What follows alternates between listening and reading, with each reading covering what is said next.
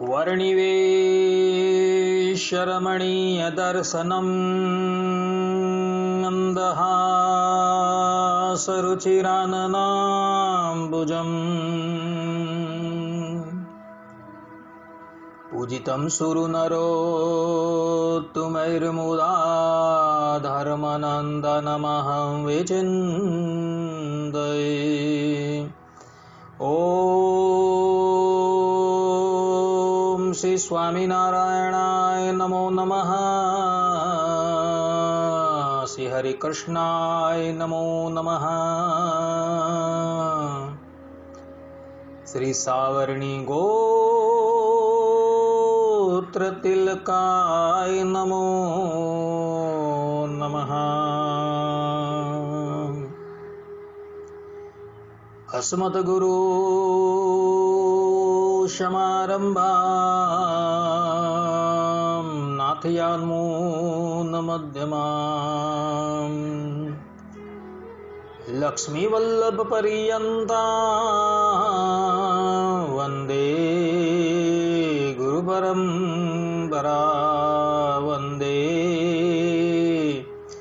गुरुपरम्परा। सहजानंद स्वामी महाराजनी जय। श्री नारायण मुनिदेवनी जय। श्री राधा राधा बिहारी लालनी जय। असतो मा षड्गमय तमसो मा ज्योतिर्गमय मृत्युर्मा अमृतम गमय। ओम शांति शांति शांति। निखिल हे प्रत्यनीक कल्याण एकतान श्वेतर समस्त वस्तु विलक्षण अनंत कोटि ब्रह्मांड नायक श्रीदेवी भूदेवी नीलादेवी थी समलंकृत सर्व अवतारोना अवतारी सर्व कारणोना कारण परब्रह्म परमात्मा भगवान श्री हरिनी महती कृपाथी આપણે બધા માનવ જીવનનો સર્વોત્કૃષ્ટ લાભ એવા સત્સંગને માટે ઉપસ્થિત થયા છે। ઉપસ્થિત થનારા બધા જ ભગવદ ભક્તોને મારા હેતપૂર્વક જય સ્વામિનારાયણ, જય શ્રીમદ નારાયણ, જય શ્રી કૃષ્ણ, જય સિયારામ। ભક્તો, ગયા વખતે આપણે બધા રામાનુજાચાર્યજીના જીવન પર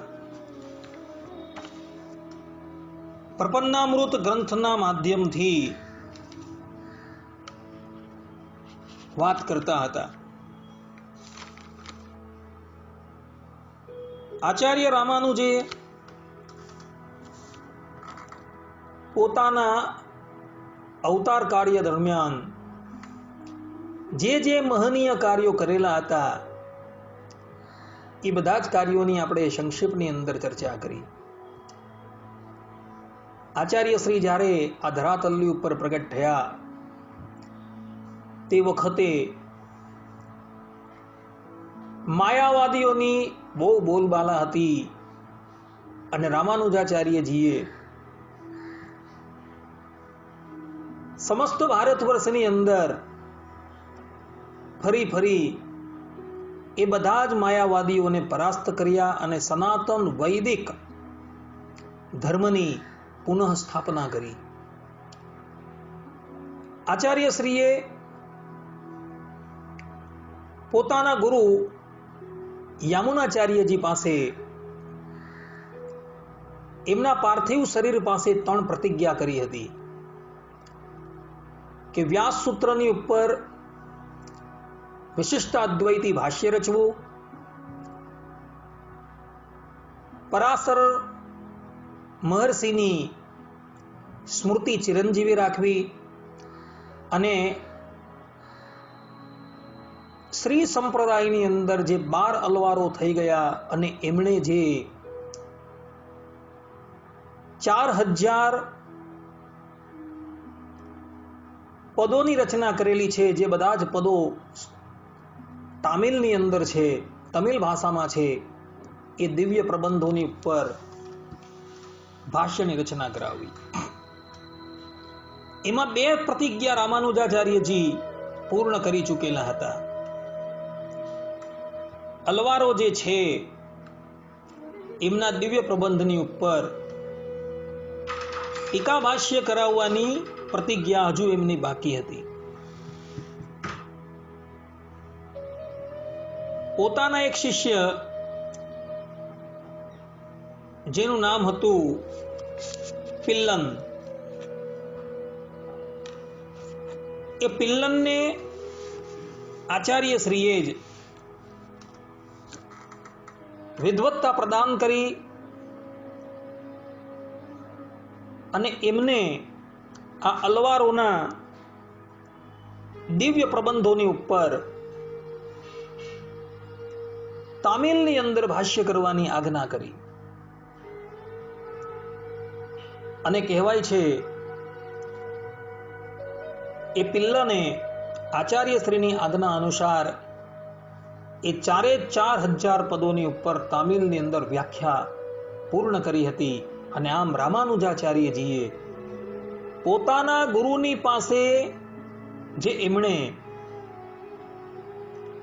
3 પ્રતિજ્ઞા લીધી હતી એમાંથી ત્રીજી પ્રતિજ્ઞા પણ પૂર્ણ કરી. ધરાતલની ઉપર સાક્ષાત શેષ નારાયણ જ પધારેલા હતા.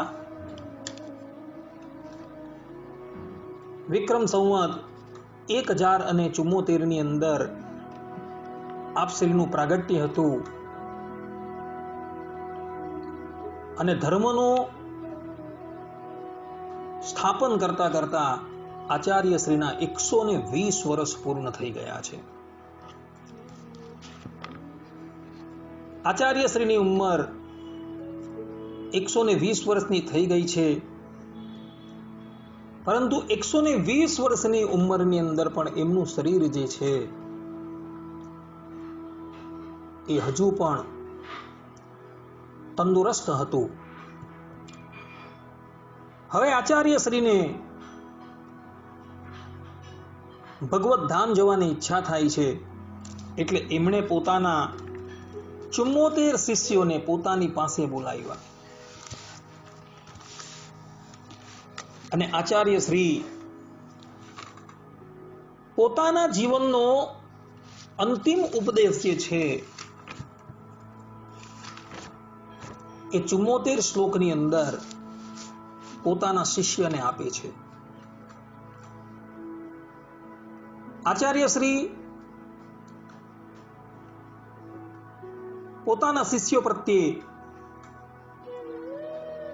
કહે છે કે પોતાના આચાર્ય અને અન્ય વૈષ્ણવ ભાગવત બંનેની સેવા સમાન ભાવથી કરવી. આ પ્રથમ ઉપદેશ આપે છે કે પોતાના આચાર્ય છે તે અને બીજા જે વૈષ્ણવ જે છે તેની સેવા સમાન ભાવથી તમે કરજો.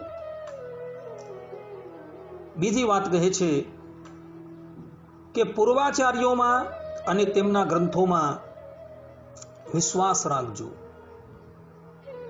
આપણા જે પૂર્વાચાર્ય યામુનાચાર્ય છે, નાથમુનિ છે, એ લોકો જે પણ કંઈ ગ્રંથ લખી ગયા છે, રચી ગયા છે, એના પર વિશ્વાસ રાખજો. ત્રીજો ઉપદેશ આપતા આચાર્ય કહે છે કે ઇન્દ્રિયના દાસ બનીને નહીં રહેતા, અર્થાત કે ઇન્દ્રિયને જીતજો.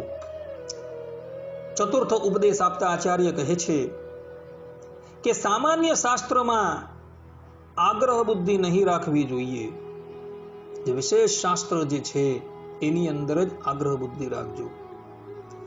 ભગવદ વિષયક શાસ્ત્રોમાં જ રુચિ રાખવી જોઈએ કે જે શાસ્ત્રોની અંદર પરબ્રહ્મ પરમાત્માનું સાકાર રૂપે પ્રતિપાદન થયું હોય તેની અંદર જ તમારે રુચિ રાખવી, એવું આચાર્ય પોતાના 5મા ઉપદેશની અંદર કહે છે. છઠ્ઠો ઉપદેશ આપતા આચાર્ય કહે છે કે આચાર્ય ચરણોની કૃપાથી જ્ઞાન સાગર હૃદયમાં લહેરાવવા માંડે તો પણ ભૂતલ પર શબ્દાદી વિષયના દાસ નહીં બનવું જોઈએ. આચાર્ય કહે છે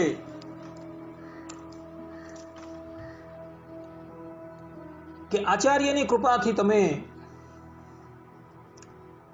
જ્ઞાનના પારને પામી ગયા હોવ, તમારી ઇન્દ્રિયો જે છે એ વિષયોની અંદર આરૂઢ ન થતી હોય છતાં પણ તમારે શબ્દાદિ વિષયો જે છે એ ક્યારેય પણ ભોગવવાના નથી, એના દાસ બનવાનું નથી. અર્થાત એવો વિચાર નથી કરવાનો કે હું વિષયની અંદર જઈને પણ નિર્લેપ રહીશ, વિષય મારું શું કરી શકવાના છે, એવી ભાવના નથી રાખવાની. 7મો ઉપદેશ આપતા આચાર્ય કહે છે કે પુષ્પ, ચંદન, પાન આદિકમાં ક્યારેય પણ વાસનાત્મક રુચિ ન રાખવી. 8મો ઉપદેશ આપતા આચાર્ય કહે છે કે શબ્દાદિ બધા વિષયોને સમાન દ્રષ્ટિથી જોવા જોઈએ. અર્થાત સારું મળે કે નરસું મળે એમાં સમાન બુદ્ધિ રાખવાની છે. 9મો ઉપદેશ આપતા આચાર્ય કહે છે કે ભગવાન નામ સંકીર્તન સમાન જ ભગવાનના ભક્તના નામનું પણ સંકીર્તન કરવું જોઈએ. એ એમ વિચારીને કે ભક્તોના આશ્રયથી જ ભગવાનની પ્રાપ્તિ થાય છે. અર્થાત કે ભગવાનના જેવું ભક્તોનું કીર્તન પણ કરવું જોઈએ. 10મો ઉપદેશ આપતા આચાર્ય કહે છે કે ભગવાનના આદેશનું પૂર્ણતઃ પાલન કરવું જોઈએ. અર્થાત કે ભગવાનની આજ્ઞાનું અક્ષરે અક્ષર પાલન કરવું જોઈએ. 11મો ઉપદેશ આપતા આચાર્ય કહે છે કે રાગાદિકથી પ્રેરિત થઈ જો અજ્ઞ મનુષ્ય ભગવાન અને ભાગવતોની સેવા છોડી દેતો વિષયમાં આસક્ત થઈ એ નષ્ટ થઈ જશે.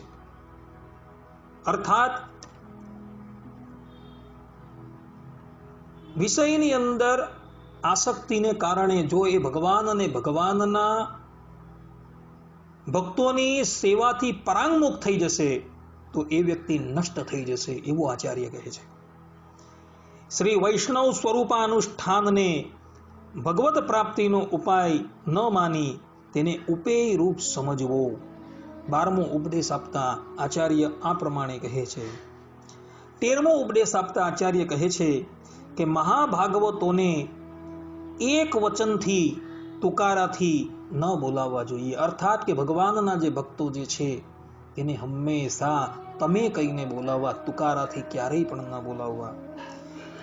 14મો ઉપદેશ આપતા આચાર્ય કહે છે કે શ્રી વૈષ્ણવોને જોતા જ હાથ જોડી પ્રણામ કરવા. 15મો ઉપદેશ આપતા આચાર્ય કહે છે કે ભગવાન તથા ભાગવતોની સન્નિધિમાં પગ લાંબા કરીને ક્યારેય પણ બેસવું ન જોઈએ. ભગવાન અને ભગવાનના ભક્તો બિરાજમાન હોય ત્યારે પગ લાંબા કરીને ક્યારેય પણ ન બેસવું. 16મો ઉપદેશ આપતા આચાર્ય કહે છે કે ભગવાન, વૈષ્ણવો અને ગુરુદેવના સ્થાન તરફ પણ પગ ફેલાવીને ક્યારેય પણ ન બેસવું. 17મો ઉપદેશ આપતા આચાર્ય કહે છે કે પ્રાતઃકાલે જાગી ગુરુ પરંપરાનું સ્મરણ કરવું જોઈએ.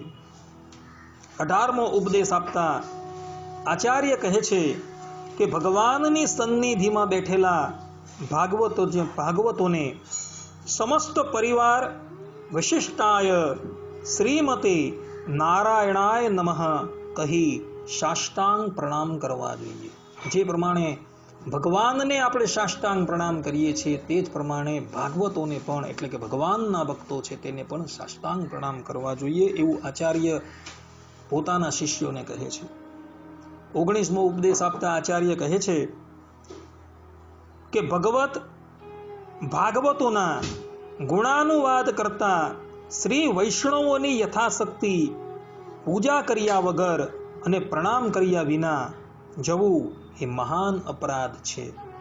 અર્થાત કે ભગવાન અને ભગવાનના ભક્તો જ્યારે ગુણાનુવાદ કરતા હોય તે વખતે એમને નમસ્કાર કર્યા વગર અને એમની પૂજા કર્યા વગર જવું એ બહુ જ મોટો અપરાધ છે. આ પ્રમાણે આચાર્ય કહી રહ્યા છે. 20મો ઉપદેશ આપતા આચાર્ય કહે છે કે શ્રી વૈષ્ણવોનું આગમન સાંભળી તેઓ સન્મુખ જઈ સ્વાગત કરવું અને તેઓ જ્યારે જાય ત્યારે કેટલેક દૂર સાથે જઈ તેઓને બહુમાનપૂર્વક વિદાય કરવા જોઈએ. આમ ન કરતા અપરાધ થાય છે. 21મો ઉપદેશ આપતા આચાર્ય કહે છે કે આત્માના ઉજ્જીવનને માટે પોતાને શ્રી વૈષ્ણવોના શેષભૂત અર્થાત કે દાસભૂત માની શ્રદ્ધાપૂર્વક તેઓની આજ્ઞાનું અનુસરણ કરતા થકા શરીર પોષણ કરવું અને લોકોના ઘરે ભટકવું અને પોતાના નિયમોનો ત્યાગ કરવો એ પણ અનાચાર જ છે તથા શ્રી વૈષ્ણવ સ્વરૂપને માટે અત્યંત હાનિકારક છે. આચાર્ય કહે છે કે વ્યર્થની અંદર ક્યારેય પણ ભટકવું ન જોઈએ. પોતાનો જે નિયમ છે એ નિયમનો ત્યાગ કરીને ક્યારેય પણ સ્વેચ્છાચાર રૂપે ફરવું નહીં એવું આચાર્ય કહી રહ્યા છે. 22મો ઉપદેશ આપતા આચાર્ય કહે છે કે ભગવાનના મંદિરો, દ્વારો અને વિમાનોને જોઈને હાથ જોડવા તથા અન્ય દેવતાઓના વિમાનો જોઈને આશ્ચર્ય ન પામવું.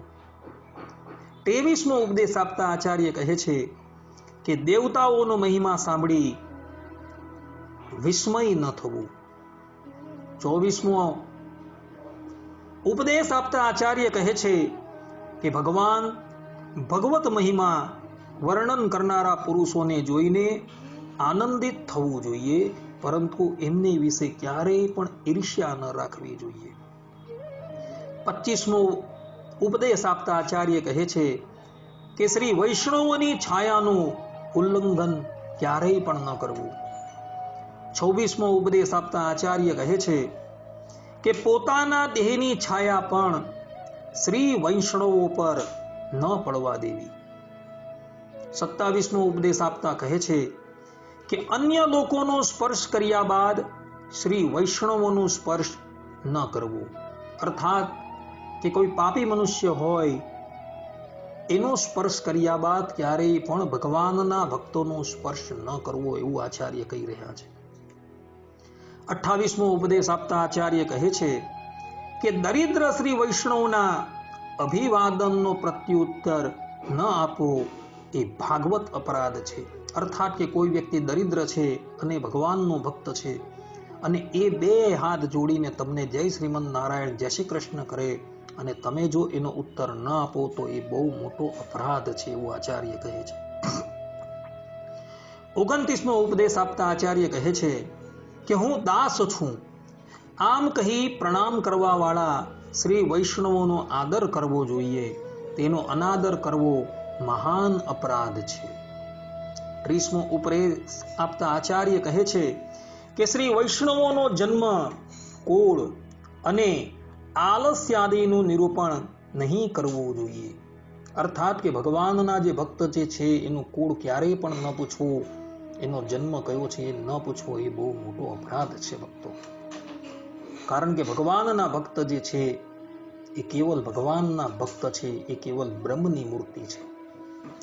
31મો ઉપદેશ આપતા આચાર્ય કહે છે કે શ્રી વૈષ્ણવોના દોષો જોયા વિના એમના ગુણોની જ ચર્ચા કરવી જોઈએ. અર્થાત કે ભગવાનના ભક્તોના અવગુણ ક્યારેય પણ ન જોવા જોઈએ. 32મો ઉપદેશ આપતા આચાર્ય પોતે કહી રહ્યા છે સામાન્ય જનોની સન્મુખ ભગવાનનો તીર્થ એટલે કે જલ અને ભાગવતોનું શ્રી પાદ તીર્થ નહીં લેવું જોઈએ. કંઈક લૌકિક મનુષ્ય જે છે એ ઊભો હોય તેની સન્મુખ ક્યારેય પણ ભગવાનનું ચરણામૃત કે પ્રસાદ જે છે ક્યારેય પણ ગ્રહણ ન કરવું. 33મા ઉપદેશમાં આચાર્ય કહે છે કે તત્વત્રય અને રહસ્યત્રયને નહીં જાણવા વાળાઓનું તીર્થ એટલે કે જલ નહીં લેવું જોઈએ. 34મો ઉપદેશ આપતા આચાર્ય કહે છે કે જ્ઞાની અને સદાચારી શ્રી વૈષ્ણવોનું પાદ તીર્થ એટલે કે ચરણનું જે જલ છે એ પ્રસન્નતાપૂર્વક લેવું જોઈએ. 35મો ઉપદેશ આપતા આચાર્ય કહે છે કે ભાગવતો અને મારામાં એટલે કે રામાનુજમાં સમબુદ્ધિ નહીં કરવી જોઈએ. આ પ્રમાણે આચાર્ય કહી રહ્યા છે. 36મો ઉપદેશ આપતા આચાર્ય કહે છે કે જો અજાણતાથી પણ પ્રાકૃત લોકોનો સ્પર્શ થઈ જાય તો વસ્ત્ર સહિત સ્નાન કરી શ્રી વૈષ્ણવોના શ્રી પાદ તીર્થને એટલે કે ચરણામૃતને ગ્રહણ કરવું જોઈએ. 37મો ઉપદેશ આપતા આચાર્ય કહે છે કે ભક્તિ, જ્ઞાન, વૈરાગ્ય સંપન્ન મહાત્માઓને નિત્ય મુક્ત સમાન માની તેઓમાં વિશ્વાસ કરવો જોઈએ. જેની અંદર પરિપૂર્ણ ભક્તિ હોય, જ્ઞાન હોય અને વૈરાગ્ય હોય એવા મહાત્માઓને હંમેશા નિત્ય મુક્ત માનવા અને એ લોકો જે કંઈ કહે તેમાં વિશ્વાસ રાખવાનો છે. 38મો ઉપદેશ આપતા આચાર્ય કહે છે કે જ્ઞાન, ભક્તિ, વૈરાગ્ય સંપન્ન શ્રી વૈષ્ણવો મહાત્માઓમાં પ્રેમ વધારવો જોઈએ. 39મો ઉપદેશ આપતા આચાર્ય કહે છે કે પ્રાકૃત લોકોના ઘરે ભગવાનનું તીર્થ નહીં લેવું જોઈએ, અર્થાત કે ભગવાનનું ચરણામૃત નહીં લેવું જોઈએ. 40મો ઉપદેશ આપતા આચાર્ય કહે છે કે પ્રાકૃત લોકોના ઘરે આવેલા ભગવાનના વિગ્રહની સેવા નહીં કરવી જોઈએ. અર્થાત કે જે ભગવાનના ભક્તો હોય તેના ઘરે જે ઠાકોરજીનો વિગ્રહ બિરાજમાન હોય તેની જ સેવા કરવાની છે, બીજાના ઘરની નહીં, એવું આચાર્ય કહે છે. 41મા ઉપદેશની અંદર આચાર્ય કહે છે કે ભગવાનના દિવ્ય દેશોમાં સાધારણ જન જોવા છતાં તીર્થ પ્રસાદ ગ્રહણ કરવો, કારણ કે દિવ્ય દેશોમાં દ્રષ્ટિ દોષ મનાતો નથી. ભગવાનનું જે તીર્થ હોય, તીર્થ સ્થાન હોય, એ તીર્થ સ્થાનોની અંદર ભલે લોકો જોતા હોય તો પણ ત્યાં કોઈ પણ જાતની લાજ શરમ રાખ્યા વગર ભગવાનનો પ્રસાદ ગ્રહણ કરવો, કારણ કે એ સ્થાનની અંદર દ્રષ્ટિ દોષ લાગતો નથી ભગવાનના પ્રતાપે કરીને. 42મો ઉપદેશ આપતા આચાર્ય કહે છે કે દાસે આજે એકાદશી વ્રત કરેલું છે, આમ કહી ભગવાનની સન્નિધિમાં ભાગવતો દ્વારા અપાયેલ ગોષ્ઠી પ્રસાદને ત્યાગ કરવો જોઈએ નહીં. 43મો ઉપદેશ આપતા આચાર્ય કહે છે કે સમસ્ત પાપોને નષ્ટ કરવા વાળા ભગવત પ્રસાદમાં ક્યારેય ઉચ્છિષ્ટ ભાવના નહીં રાખવી જોઈએ. 44મો ઉપદેશ આપતા આચાર્ય કહે છે કે ક્યારેય પણ શ્રી વૈષ્ણવોની સામે પોતાની પ્રશંસા ન કરવી, નિત્ય નૈત્ય અનુસંધાનમાં જ રત રહેવું, અર્થાત કે ભગવાનના ભક્તો જ્યાં વિરાજમાન હોય ત્યાં ક્યારેય પણ પોતાની પ્રશંસા કરવી જ નહીં, ત્યાં પોતાને હંમેશા એના દાસાનું દાસ જ માનવા અને પોતે એનાથી અતિશય કનિષ્ઠ છે એમ જ માનવું. 45મો ઉપદેશ આપતા આચાર્ય કહે છે કે શ્રી વૈષ્ણવોની સન્નિધિમાં કોઈનો તિરસ્કાર ન કરવો. 46મો ઉપદેશ આપતા આચાર્ય કહે છે કે શ્રી વૈષ્ણવ મહાત્માઓના ગુણોનો અનુભવ તથા તેમની સેવા ક્ષણભર કર્યા વિના કોઈ કાર્ય ન કરવું. 47મા ઉપદેશમાં આચાર્ય કહે છે કે દિવસમાં એક ઘડી પણ પોતાના આચાર્યના ગુણોને વિચારવા જોઈએ. 48મા ઉપદેશમાં આચાર્ય કહે છે કે દિવસમાં એક ઘડી પણ દિવ્ય સૂર્યોના પ્રબંધોનું અધ્યયન કરવું જોઈએ, અર્થાત કે શાસ્ત્રોનું અધ્યયન કરવું જોઈએ. 49મા ઉપદેશની અંદર આચાર્ય કહે છે કે પ્રતિદિન ઓછામાં ઓછી એક ઘડી પોતાના આચાર્ય દેવના ગુણોનું અનુસંધાન કરવું જોઈએ. 50મા ઉપદેશની અંદર આચાર્ય કહે છે કે દેહાભિમાની જનોનો સંગ ન કરવો. 51મા ઉપદેશમાં આચાર્ય કહે છે કે શંખ ચક્રાંકિત હોવા છતાં પણ વિષયાતુર અને લંપટ વ્યક્તિઓનો સંગ ક્યારેય પણ ન કરવો, અર્થાત કે જે ભગવાનનો શરણાગત હોય અને એ વ્યક્તિ વિષયની અંદર આસક્ત હોય તો એવા વ્યક્તિનો સંગ ક્યારેય પણ ન કરવો. 52મો ઉપદેશ આપતા આચાર્ય કહે છે કે બીજાના દોષોને જોનારા જનો સાથે ક્યારેય પણ વાર્તાલાપ ન કરવો જોઈએ, અર્થાત કે જે જનો બીજાના દોષ જોતા હોય તેની સાથે ક્યારેય પણ બોલવું નહીં. 53મા ઉપદેશમાં આચાર્ય કહે છે કે સંયોગવશ અન્ય દેવતાઓના ભક્તોનો સંગ થઈ જાય તો તે દોષની નિવૃત્તિને માટે મહાભાગ્યશાળી શ્રી વૈષ્ણવોનો સંગ કરવો. 54માં ઉપદેશમાં આચાર્ય કહે છે કે ભગવાનના ભક્તોની નિંદા કરનારા જનોને ક્યારેય જોવા પણ નહીં. 55માં ઉપદેશમાં આચાર્ય કહે છે કે આચાર્ય દ્વેષી લોકોને પણ ક્યારેય જોવા નહીં. અર્થાત કે જે પોતાના આચાર્યનો દ્રોહ કરતો હોય તેની સન્મુખ ક્યારેય પણ દ્રષ્ટિ ન કરવી. 56માં ઉપદેશની અંદર આચાર્ય કહે છે કે દ્વય મંત્રમાં નિષ્ઠાવાળા પુરુષોનો જ સહવાસ કરવો. અર્થાત કે ભગવાનના નામની અંદર જે વ્યક્તિને પરિપૂર્ણ નિષ્ઠા છે તેનો જ સંગ કરવો, એનો જ સહવાસ કરવો. 57માં ઉપદેશની અંદર આચાર્ય કહે છે કે ઉપાયાંતરમાં જેની નિષ્ઠા હોય એવા વ્યક્તિઓના સંગને ત્યાગ કરવો. અર્થાત કે જે વ્યક્તિ હંમેશા સાધનની અંદર જ રચ્યો પચ્યો હોય અને સાધનોને જ સર્વોપરી માનતો હોય, પરંતુ ભગવાનની કૃપા જે છે એને ગૌણ માનતો હોય તો એનો સંગ ક્યારેય પણ ન કરવો. પ્રપત્તિમાં જેની નિષ્ઠા હોય તેનો જ સહવાસ કરવો. અર્થાત કે જે શરણાગતિને શ્રેષ્ઠ માને છે અને એ શરણાગતિ પર જ અવલંબિત છે એનો સંગ હંમેશા કરવો જોઈએ. 59માં ઉપદેશમાં આચાર્ય કહે છે કે રહસ્યત્રય અને તત્વત્રયના મર્મગ્ન મહાભાગવતોનો જ સદા સંગ કરવો જોઈએ. અર્થાત કે જીવ, ઈશ્વર અને માયા આ ત્રણના તત્વોને જે વ્યક્તિ યથાર્થ રૂપે જાણતો હોય તેવા જ મનુષ્યનો સમાગમ કરવાનો છે એવું આચાર્ય કહે છે. 60માં ઉપદેશની અંદર આચાર્ય કહે છે અર્થ અને કામમાં તત્પર રહેવા વાળાની સાથે ક્યારેય પણ રહેવું જોઈએ નહીં, પણ ભગવાનના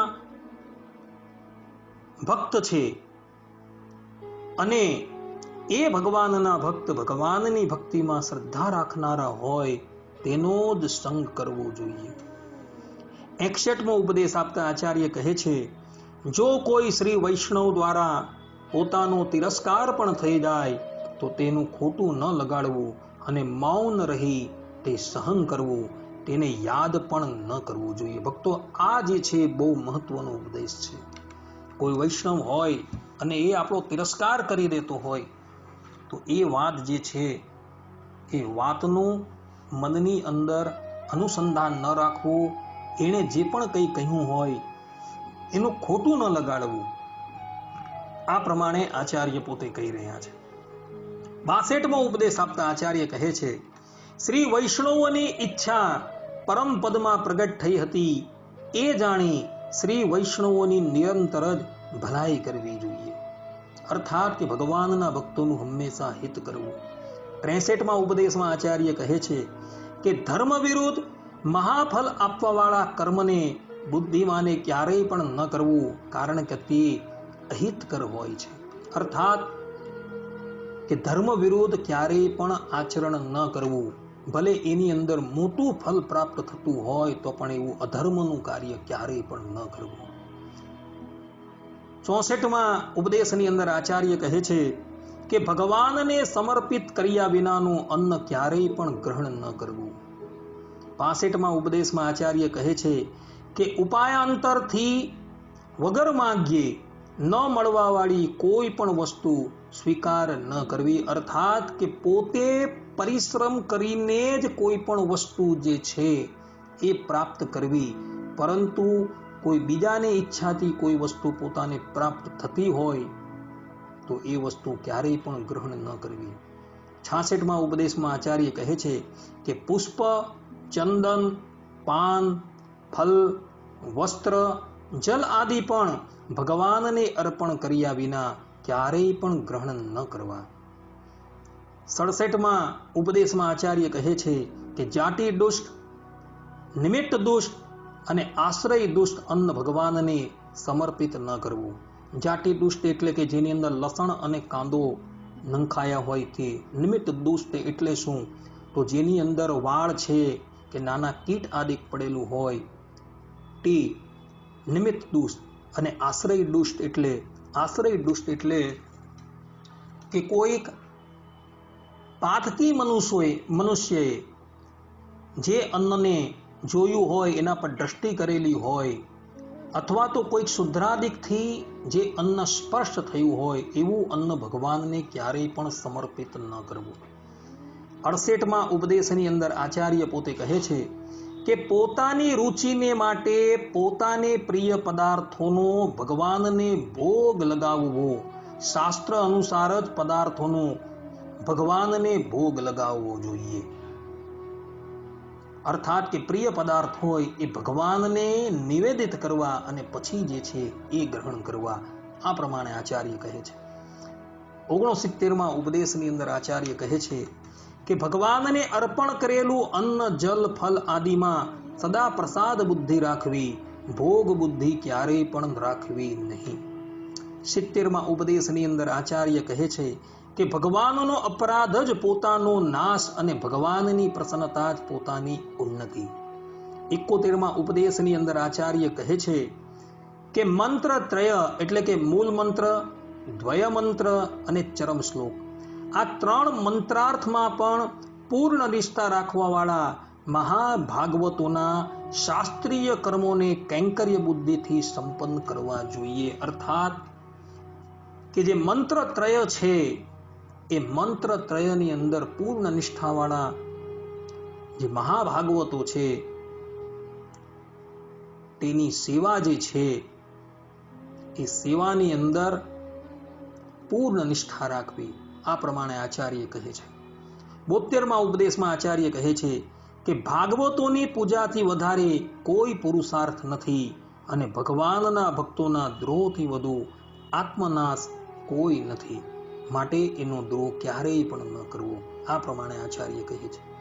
73માં ઉપદેશની અંદર આચાર્ય કહે છે કે અર્ચા અવતાર ભગવાનમાં શિલા બુદ્ધિ, આચાર્ય દેવમાં માનવ બુદ્ધિ, શ્રી વૈષ્ણવોમાં તેઓની જાતિની ભાવના, ભગવાનના ચરણામૃતમાં અને શ્રી વૈષ્ણવોના ચરણામૃતમાં સામાન્ય જલની ભાવના, દોષોને દૂર કરવા વાળા સિદ્ધ નામ મંત્રમાં સામાન્ય શબ્દોની બુદ્ધિ રાખવી અને સર્વેશ્વર ભગવાનમાં અન્ય દેવોની સમાનતા માનવી, આ બધું તો નરકમાં પાડનારું મહાપાપ છે અને ભગવત, ભાગવત અને આચાર્યનો અપરાધ છે. અર્થાત કે ક્યારેય પણ ભગવાનના જે અર્ચા અવતારો છે, અર્ચા વિગ્રહ છે, તેની અંદર પાષાણની બુદ્ધિ ન રાખવી, આચાર્યની અંદર માનવ બુદ્ધિ ક્યારેય પણ ન રાખવી, વૈષ્ણવોમાં જાતિની ભાવના ક્યારેય પણ ન રાખવી, ભગવાનના ચરણામૃતની અંદર અને શ્રી વૈષ્ણવોના ચરણામૃતની અંદર સામાન્ય જલ્દી બુદ્ધિ ક્યારેય પણ ન લાવતા, દોષોને દૂર કરવા વાળા સિદ્ધ નામ મંત્રમાં ક્યારેય પણ સામાન્ય શબ્દોની બુદ્ધિ ક્યારેય પણ ન લાવતા, સર્વેશ્વર ભગવાનને અન્ય દેવતાઓ જેવા ક્યારેય પણ ન માનતા, કારણ કે આ બધા જ જે છે એ નરકમાં લઈ જનારા છે એવું આચાર્ય કહી રહ્યા છે. અને 74મો અંતિમ ઉપદેશ આપતા રામાનુજાચાર્યજી કહી રહ્યા છે કે ભક્તોની પૂજા એ ભગવાનની પૂજા કરતા પણ શ્રેષ્ઠ છે. ભગવાનના અપમાન કરતા ભાગવતોનો તિરસ્કાર અધિક પાપજનક છે. ભાગવતોનું ચરણામૃત ભગવાનના ચરણોમૃત કરતા સર્વોત્તમ છે. અતઃ આળસ રહિત થઈ ભગવાનના ભક્તોની સેવામાં તત્પર રહેવું જોઈએ. રામાનુજાચાર્યજીએ આ 74મા ઉપદેશની અંદર પોતાનો સંપૂર્ણ સિદ્ધાંત જે છે એ પ્રતિપાદન કરેલો છે. આચાર્ય કહે છે કે ભગવાન કરતા ભગવાનના ભક્તોની સેવા જે છે એ સર્વોત્તમ છે અને ભગવાનનો તિરસ્કાર કરતા પણ ભાગવતોનો તિરસ્કાર એ જઘન્ય પાપ છે, માટે એમનો તિરસ્કાર ક્યારેય પણ ન કરવો. આ પ્રમાણે આચાર્ય શ્રી પોતાના 74 શિષ્યોને ઉપદેશ આપે છે અને શિષ્યો જે છે એ ઉપદેશ પ્રેમથી ગ્રહણ કરે છે. ત્યારબાદ આચાર્યશ્રીની ઈચ્છા થઈ કે હવે મારે પરમધામ જવું છે. વિક્રમ સંવત 1194 સાલ હતી અને માઘ શુક્લ દશમીનો પવિત્ર દિવસ હતો અને એ દિવસે મંગળવાર હતો. આચાર્ય શ્રી પ્રાતઃ કાળમાં ઊભા થાય છે અને નિત્ય નિયમ મુજબ પોતાના શિષ્ય ધનુર્ધર દાસના ખભે હાથ મૂકી આચાર્ય શ્રી કાવેરી નદી તરફ પ્રયાણ કરે છે અને કાવેરી નદીની અંદર જઈ સ્નાનાદિક ક્રિયાઓથી નિવૃત્ત થાય છે. મંદિરમાં આવે છે અને મંદિરમાં આવી ઠાકોરજીની સેવા કરે છે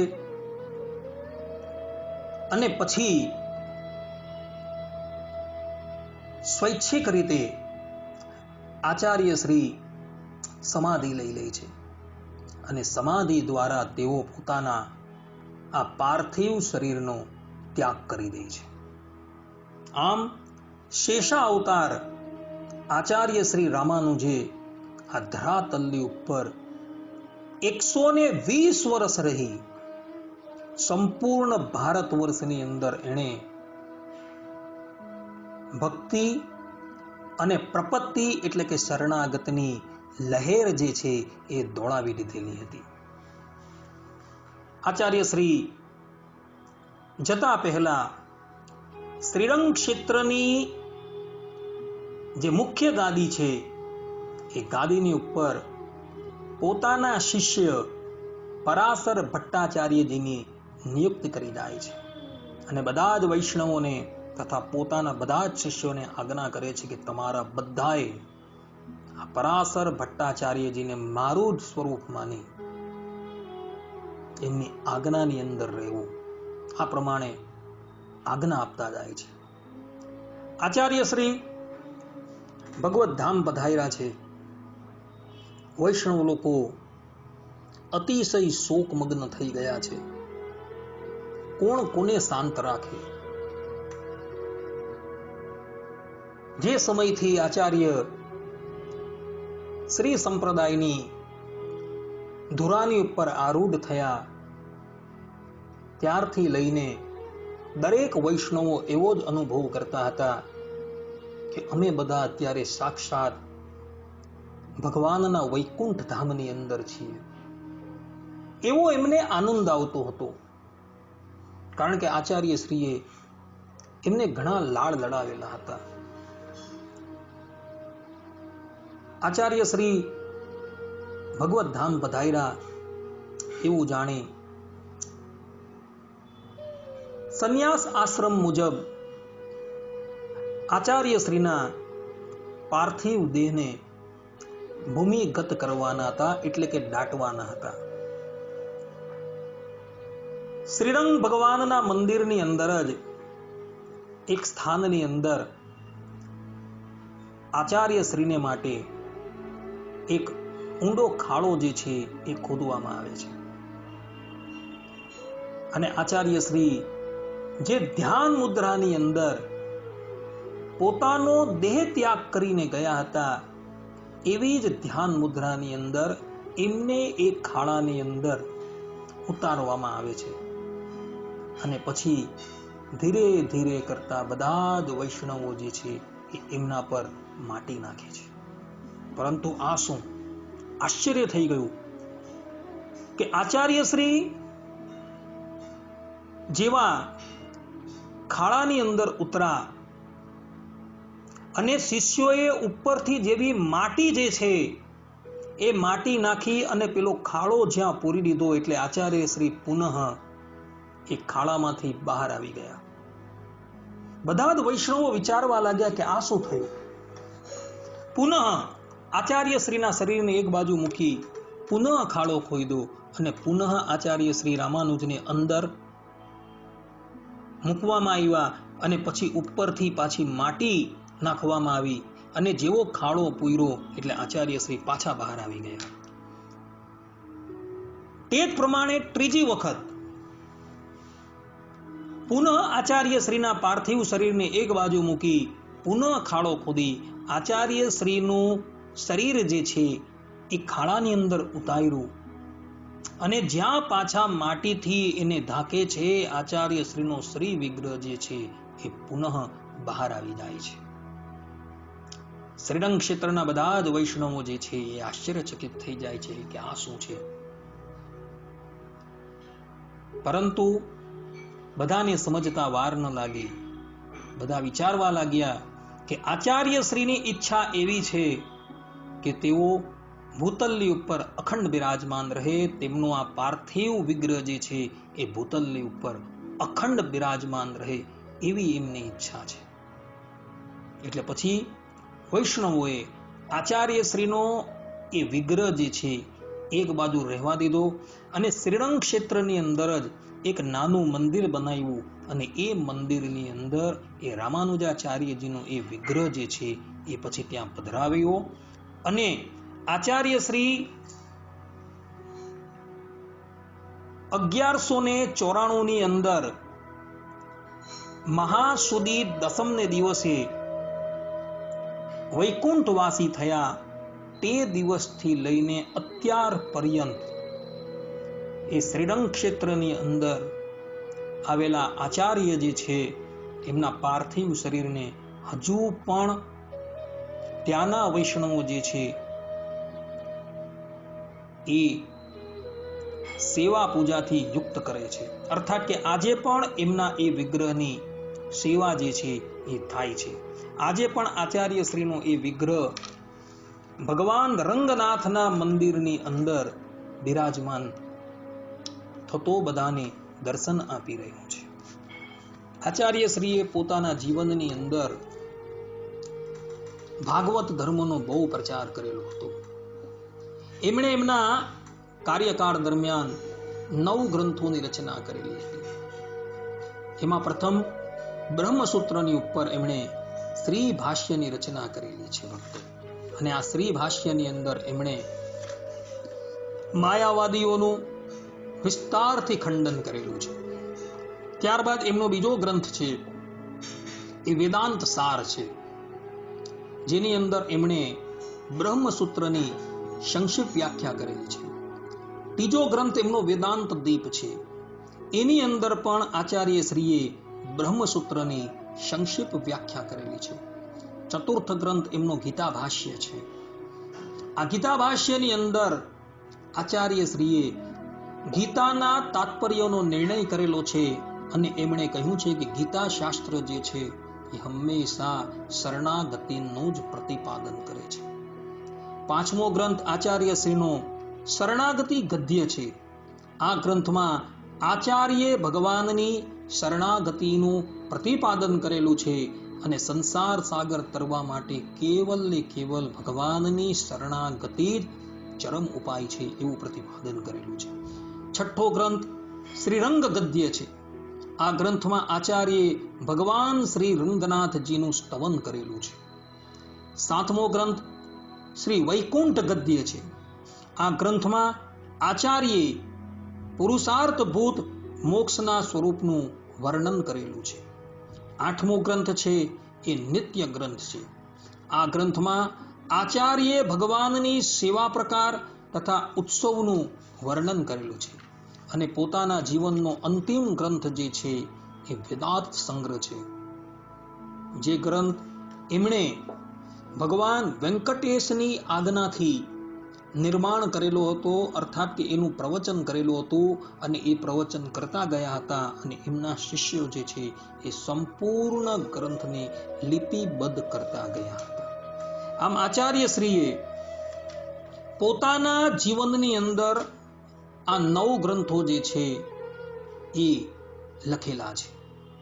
પાછળથી આ 9 ગ્રંથોની ઉપર બહુ જ વિસ્તૃત વ્યાખ્યાઓ જે છે એ થઈ હતી.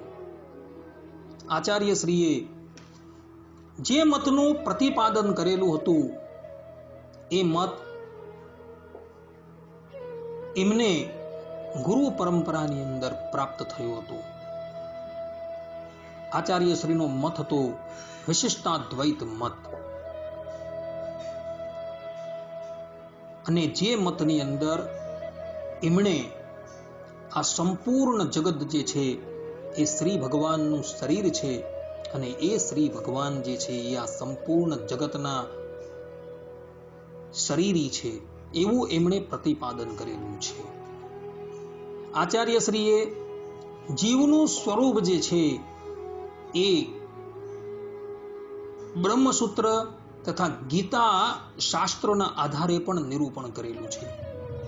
આચાર્યશ્રી કહે છે કે જીવ નિત્ય છે, અણુ પરિણામ વાળો છે, પ્રતિ શરીર ભિન્ન ભિન્ન છે, સ્વતઃ સુખી છે, પણ ઉપાધિએ કરી સંસારમાં પડ્યો છે. કરતા, ભોગતા અને પ્રકૃતિ રૂપી શરીરનો શરીરી છે અને તે સાથે વળી ઈશ્વરના શરીર રૂપ પણ છે. અર્થાત કે જીવાત્મા જે છે હંમેશા ભગવાનનું શરીર છે અને ભગવાનનો એ દાસ છે અને એ દાસ જે છે એ નિત્ય દાસ છે. એ પ્રમાણે આચાર્ય કહે છે જીવાત્મા ગમે એટલા સાધન કરે છતાં પણ એ પરમાત્મા ક્યારેય પણ બની શકતો નથી એવું આચાર્ય શ્રી પોતે કહી રહ્યા છે. માયાનું સ્વરૂપ નિરૂપણ કરતા આચાર્ય કહે છે કે માયાને જ પ્રકૃતિ કહેવામાં આવે છે. આ માયા થકી અનંત વિકારોને પરમેશ્વર કરે છે, તેથી તેને પ્રકૃતિ શબ્દથી કહે છે. સ્વયં પ્રકાશ નહીં હોવાથી એનો જડત્વમાં સમાવેશ થાય છે.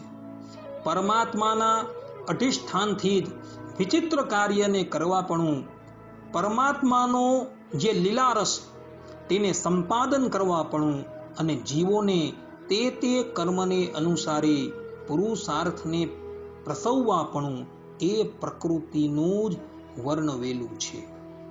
અને આ પ્રકૃતિ જે છે એ પ્રકૃતિ એ નિત્ય છે.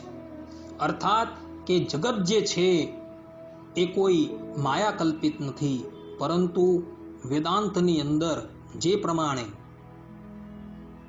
કહ્યું છે કે ભોક્તા, ભોગ્યમ અને પ્રેરિતારમ, તે પ્રમાણે ભોગ્ય તરીકે એ પ્રકૃતિ જે છે એ પણ નિત્ય છે એવું આચાર્ય કહી રહ્યા છે. ઈશ્વરનું સ્વરૂપ નિરૂપણ કરતા આચાર્ય કહે છે કે ઈશ્વરના 5 રૂપો છે. એમાં પરરૂપ તે પરબ્રહ્મ પરમાત્મા, જેને વાસુદેવ કહેવામાં આવે છે, શ્રીમદ નારાયણ કહેવાય છે, ઇત્યાદિક શબ્દોથી જે અલંકૃત છે. એ પુરુષોત્તમ ભગવાન, લક્ષ્મી દેવી, ભૂદેવી અને નીલાદેવી સાથે વૈકુંઠ લોકની અંદર વસે છે. તેઓ ચતુર્ભુજ દિવ્ય તનુધારી છે. તેઓ દિવ્ય આયુધ અને દિવ્ય ભૂષણોથી અલંકૃત છે તથા જ્ઞાન, શક્તિ, બલ, ઐશ્વર્ય, વીર્ય, તેજ, શૌશલ્ય, વાત્સલ્ય, માર્દવ, આર્જવ, સૌહાર્દ, ધૈર્ય, શામ્ય, દાક્ષિણ્ય, માધુર્ય, કારુણ્ય, ગાંભીર્ય, ઔદાર્ય, સ્થૈર્ય, પરાક્રમ વગેરે અનંત કલ્યાણ ગુણોથી પરિપૂર્ણ છે. અનંત, ગરુડ, વિશ્વક્સેનાદિક નિત્ય સૂરીઓ અર્થાત કે નિત્ય મુક્તો અને અન્ય મુક્તો એનો આનંદ ભોગવે છે.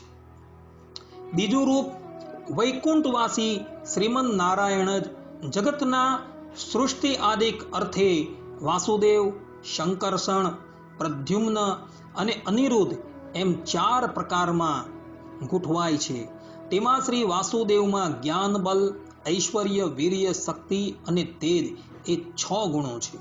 શંકર્ષણમાં જ્ઞાન અને બલ આ 2 ગુણો છે અને 4 ગુણો જે છે એ પોતાની ઈચ્છાથી જ તિરોહિત કરી દે છે. પ્રદ્યુમ્નની અંદર ઐશ્વર્ય અને વીર્ય છે. પ્રદ્યુમ્નમાં ઐશ્વર્ય અને વીર્ય અને અનિરુદ્ધની અંદર શક્તિ અને તેજ છે. એટલે જે 2 ગુણોને પ્રકાશ કરે છે અને 4 ગુણો અપ્રકાશિત રાખે છે. આમ 4 ગુણો પ્રકાશિત રહી 2 ગુણોને જે પ્રકાશ કરે છે એને વ્યુહ સ્વરૂપ કહેવામાં આવે છે. ત્રીજું સ્વરૂપ જે છે એ વૈકુંઠવાસી શ્રીમદ નારાયણ ધરાતલ પર ધર્મની તથા સાધુની રક્ષા કરવા તે યોનિમાં પ્રગટ થાય છે તે વિભવ અથવા અવતાર કહે છે.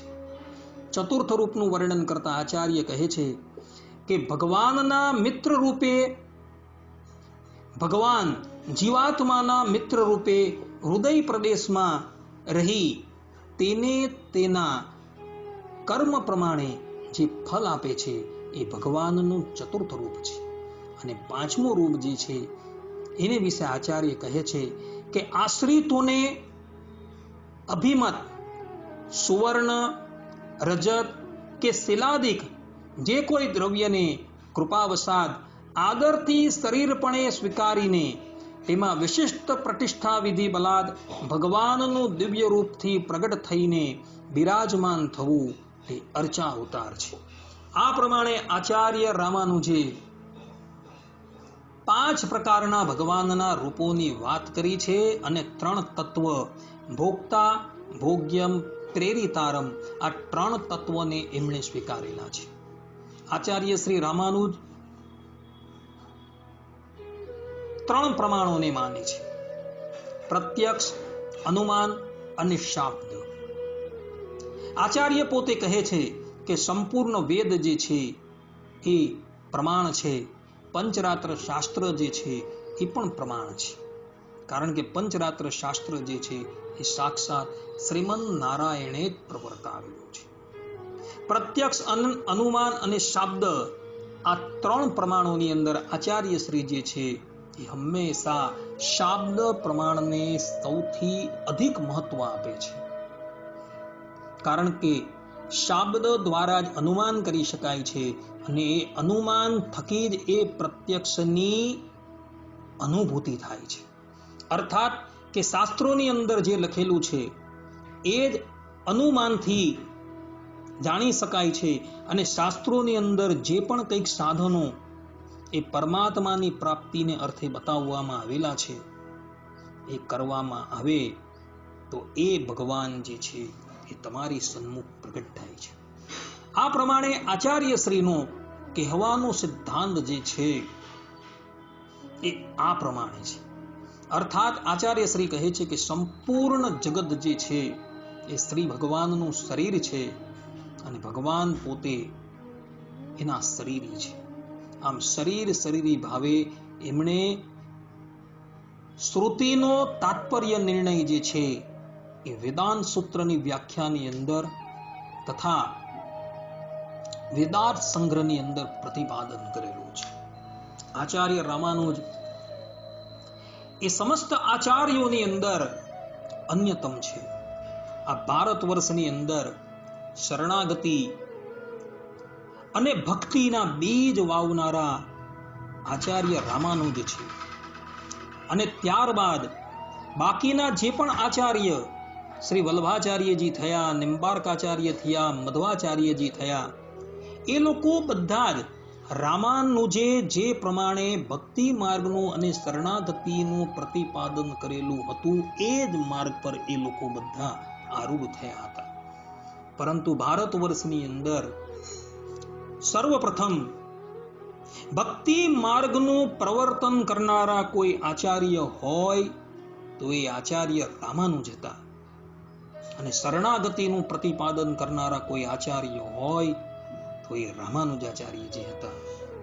વેદોની અંદર જે શરણાગતિ બતાવેલી છે, ગીતાની અંદર, રામાયણની અંદર જે શરણાગતિનું પ્રતિપાદન કરવામાં આવેલું છે, એ શરણાગતિ દ્વારા જીવાત્મા જે છે એ સરળતાથી એ પરબ્રહ્મ પરમાત્માની પ્રાપ્તિ કરી શકે છે.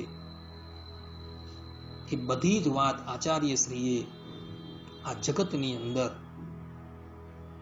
પ્રચાર અને પ્રસાર કરેલી હતી. આમ રામાનુજાચાર્યજી એક પોતે એક સર્વોત્તમ દાર્શનિક હતા, ભગવાનના પરમ પ્રેમી ભક્ત હતા અને યોગી પણ હતા.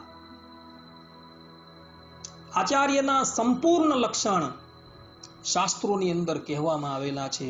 એ બધા જ લક્ષણો આચાર્ય રામાનુજની અંદર જોવા મળતા હતા. દાર્શનિક અને પરમ ભાગવત રામાનુજાચાર્યજી આ ધરાતલ પરથી અંતર્ધાન થઈ ગયા બાદ એમની ખોટ પૂરી શકે એવા કોઈ પણ મનુષ્ય આજ લગીના ભારત વર્ષની અંદર પ્રગટ નથી થયા. તો એવા આચાર્ય શ્રી રામાનુજના ચરણની અંદર કોટી કોટી વંદન કરીને એમના આ ચરિત્રને હું અહીં વિરામ આપું છું. અસ્તુ.